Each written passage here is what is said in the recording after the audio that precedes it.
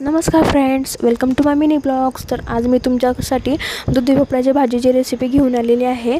सर्वप्रथम मी दुधी भोपळा मस्त स्वच्छ धुवून घेतला आणि त्याला त्याचे बारीक काप करून घेतले. जर कोणाला दुधी भोपळा कसं बारीक काप करायचे, त्याच्या आतमधलं काय काढायचं नाही काढायचं, काय नाही काढायचं, ह्याची जर माहिती पाहिजे असेल तुम्ही कमेंटमध्ये मला मेसेज करा, मी त्याच्यावर व्हिडिओ तयार करेन. आणि तो बारीक काप करून घेऊन एका साईडला ठेवून दिले. आणि मग हिरवी मिरची, लसूण आणि जिरे उकळीमध्ये बारीक करून घेतले. आणि मग पॅन गरम केलं आणि मग त्यामध्ये तेल टाकलं. तेल गरम झाले की त्याच्यामध्ये आपण बारीक केलेली हिरवी मिरची उकळी टाकून थोडंसं फ्राय करून घेतलं. आणि आपण तर हे दुधी भोपळा जो होता तो बारीक काप करून ठेवलेच होते ऑलरेडी, तर ते त्याच्यामध्ये टाकून देईल आणि त्याला वाफायला ठेवलं.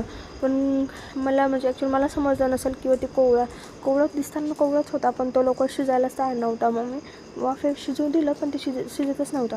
मग मी थोडंसं त्याच्यामध्ये पाणी ॲड केलं. तुम्ही पाहू शकता किती सुंदर असं कलर आलेला आहे हिरवी मिरचीमुळे.